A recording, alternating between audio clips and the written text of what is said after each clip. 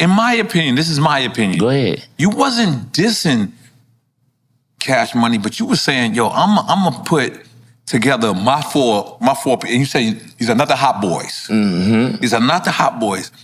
And I seen you in the hood. I felt that shit so much because I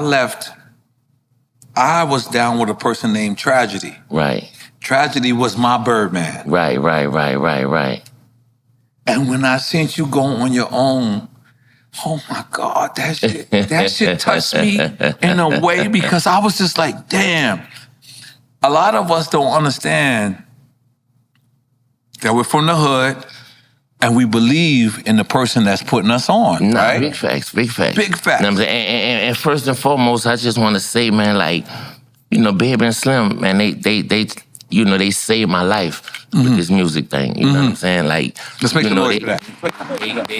Baby, my man, that's my nigga. Big facts. Like, you know, it's deeper than rap. You know what I'm saying? With me, you know, Baby and Slim, and you know, Cash Money changed my life.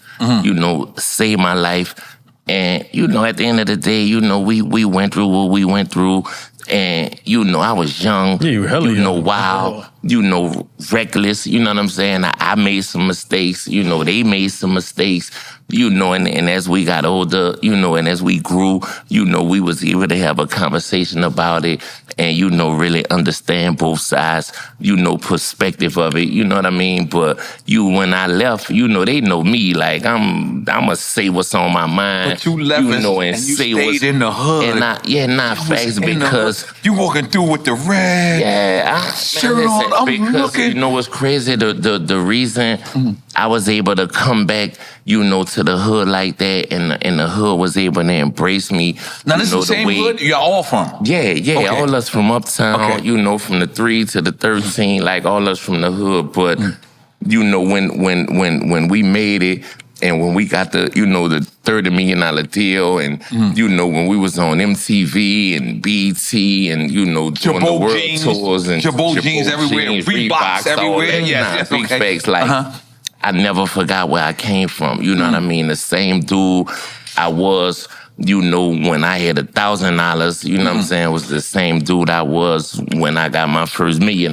You know what I mean? So, you know, when I walked away, you know, from the dollar sign, you know what I mean, with pretty much nothing, you know what I mean? I probably had a couple of $100,000, you know what I mean? And I walked away and I just was like, man. Walked away from Cash Money, you saying? Yeah. Okay. Like, you know, at the end of the day, you know, when I was up, I was the same dude I was when I was down, you know what I mean? So, you know, the hood embraced me and wrapped their arms around me because they knew, you know what I mean, that, man, like, I ain't never changed. You know what I mean? Like, I ain't never changed. And, you know, there's a lot of dudes that, you know, when they get up, you know, they get to shitting on their homies, you know, get to talking to their homies reckless, you know, get to treating their people bad, you know, not just being the same person, you know, they was before they got on, man. But I never was him, man. You know what I mean? I'd be,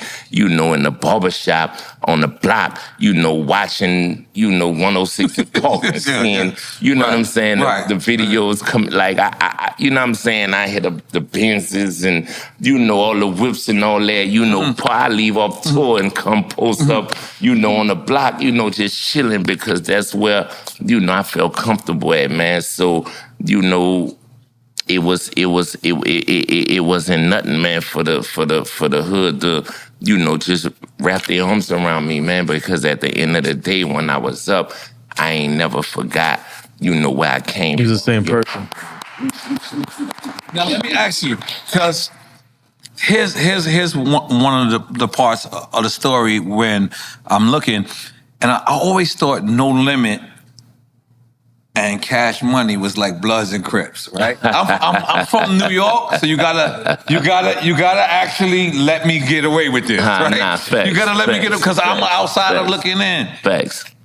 But when you research you say, damn, BG and Soulja Slim was damn near best friends. Nah, big facts. Big facts. But Soulja Slim represented No Limit. Big facts. Right? Big facts. So I'm looking and I'm like, because I knew this, but as I'm researching it now, I'm saying, holy shit, this was actually what we would affiliate to Bloods and Crips Nah, now. facts. Now. And you know, Slim was originally supposed to be on Cash Money for. See, I don't know this. You Please, know what I mean? please tell me this. Please tell, come on, motherfuckers. Please tell me this. Wait, so hold on, tell me that. I don't know that. I don't know that. Okay. Nah, because, you know, it was a group, UNLV, you know, who was signed to Cash Money, you know, like previously the dudes that I came up under, you know what I mean? And, you know, he was featured, you know, on the UNLV album. And, you know, Slim was a cold-blooded gangster, like, for real. Like, Slim just was,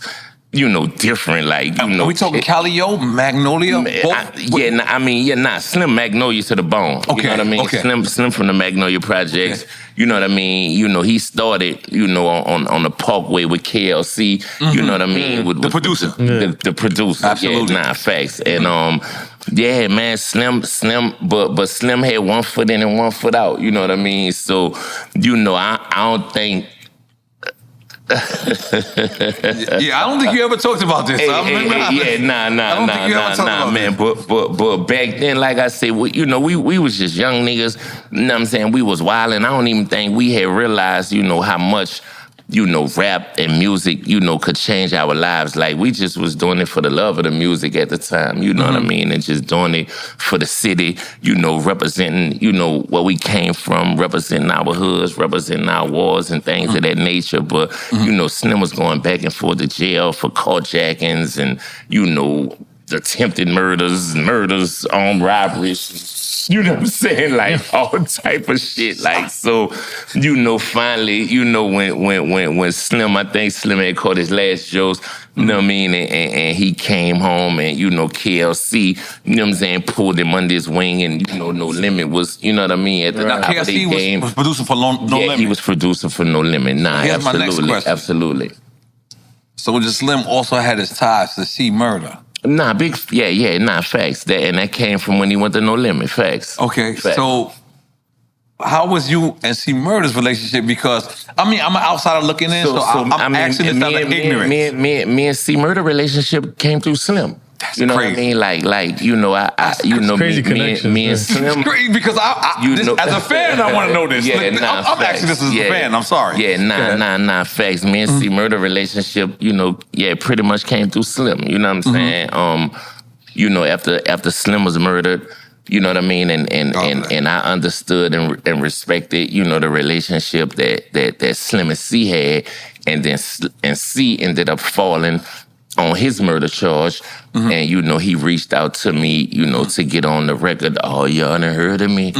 You know what I mean? But was that when you was in jail too? Or no? Nah, I was out. I was out. You know, C Murder was in. You know what I'm saying? He reached out to me, you know, to get on the record. You know what I'm saying? And I've always been a fan of No Limit. You know what I mean? And they whole movement. We always wanted to hear that. What they But we heard that even, I think Baby kind of even said that to us. Facts. And P even said it was mutual respect. Okay, I'm sorry. I'm letting you speak. I'm not letting you speak. I'm sorry, because I know you don't like to do that. Man, not only that, like, if you really do your history and your homework, like, you know that Mac was on my first Chopper City album. Like Mac is my brother. Like, me and Mac, you know, grew up together. Okay.